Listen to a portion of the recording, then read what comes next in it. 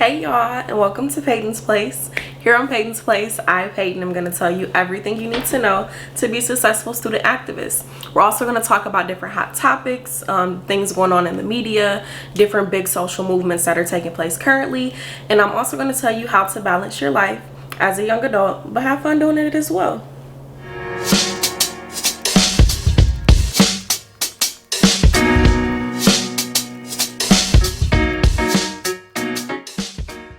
Before we get started, I want to make sure that you subscribe and then hit that little bell at the top to turn on your post notifications. Like, comment, share the videos.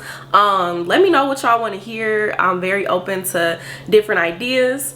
But yeah, let's get started. On today's episode, I'm going to be telling you all how to get a job after graduation.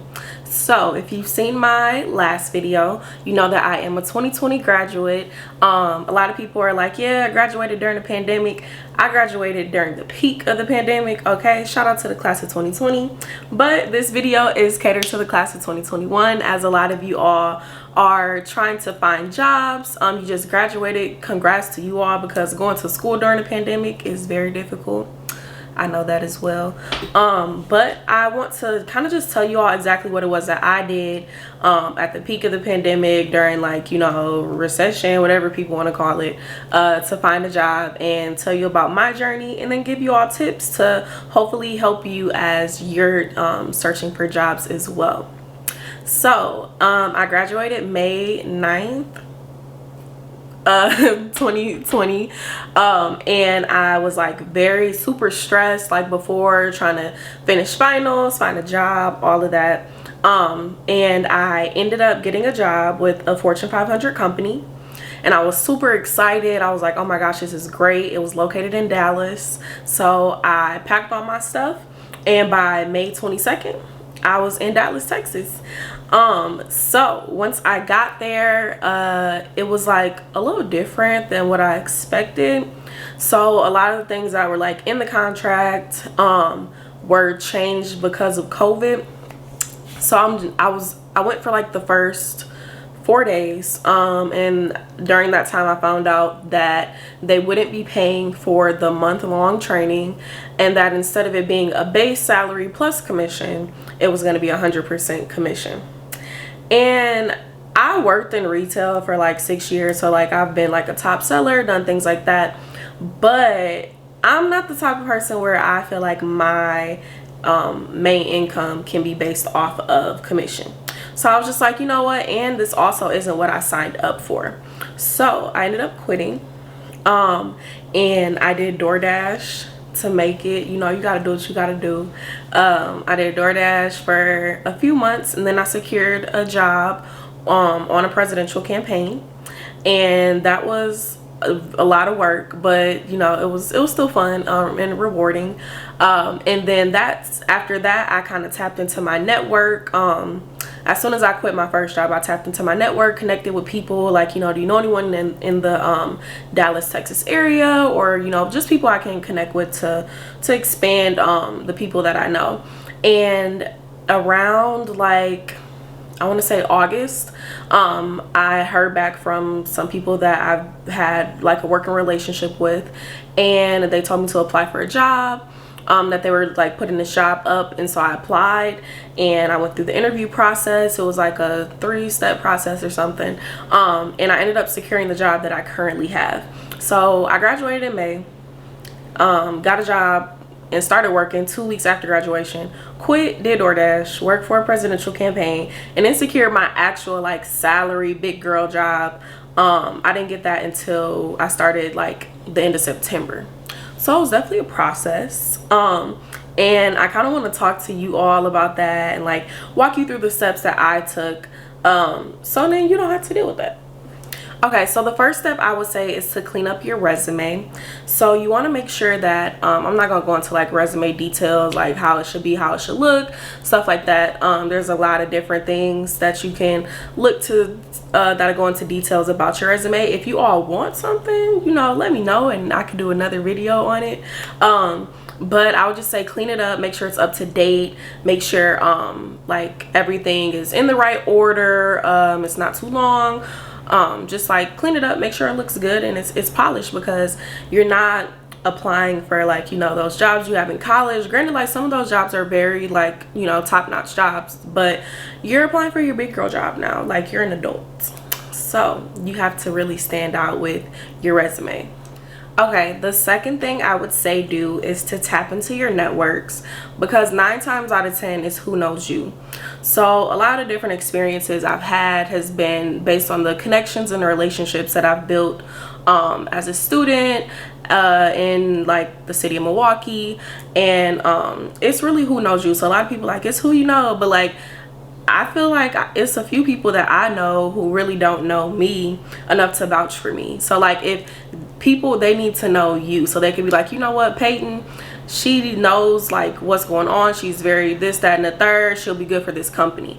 So build those relationships, and once you graduate, you know, reach out to those people. But I will also recommend, like, as a student, continuing to build those relationships, because you don't want to be that person who reaches out to someone after y'all haven't talked in 2 years and you're like, hey, just hope everything's good, checking in, I need a job. Don't do that.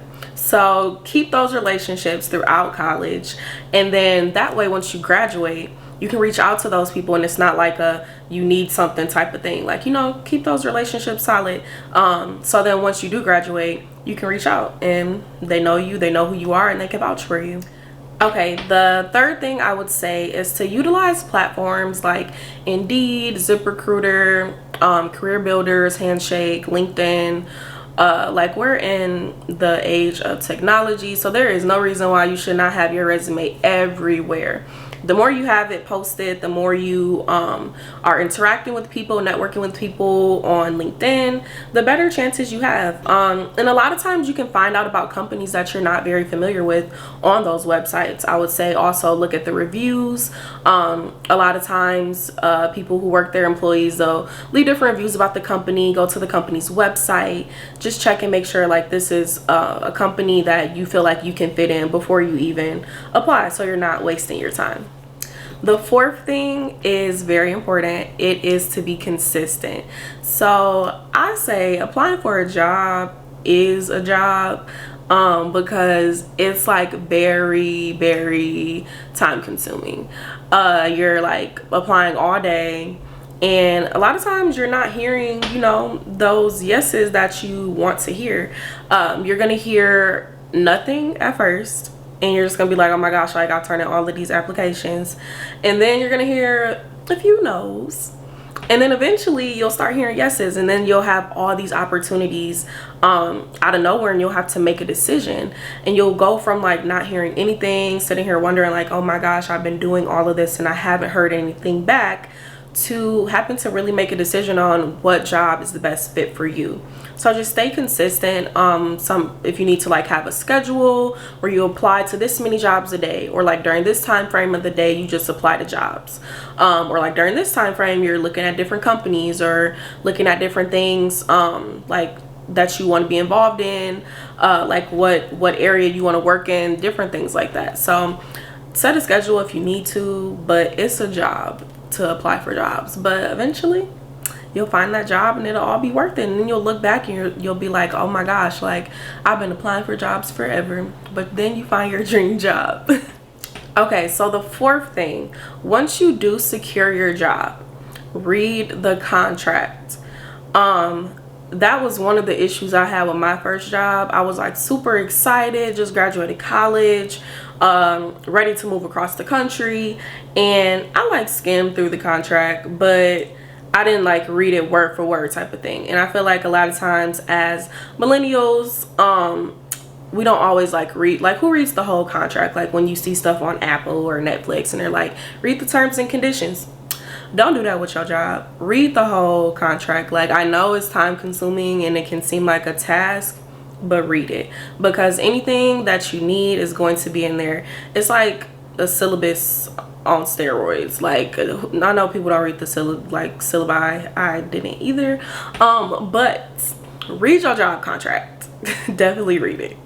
And the last thing, once you secure that job, get ready to start your life as an adult. I'm smiling, but it's a lot of work. It can be stressful sometimes. Bills are expensive. But this is the life that you've been preparing for so long, like going to graduating high school, graduating from college, or going to trade school, or doing whatever it is that you did to get to the point where you need to find a long-term job. This is what you've been preparing for a long time in your life, so enjoy it. Like, take all of this in, and once you do get that job, I hope that you enjoy it. It's something that you love doing, and that you're not waking up every day like, oh my god, I gotta go to work again. So like, when you're looking, make sure it's something that you can really enjoy doing. You want your job to be something that wakes you up in the morning, not just because you're making good money, but something that you enjoy doing as well. Okay, well, that concludes today's episode of Payton's Place. I want to thank you all for tuning in and remind you to subscribe, hit that little bell to turn on your post notifications, like and comment and share the video as well. And I'll catch you here next Wednesday at 11 a.m. where we'll talk about the Free Palestine movement.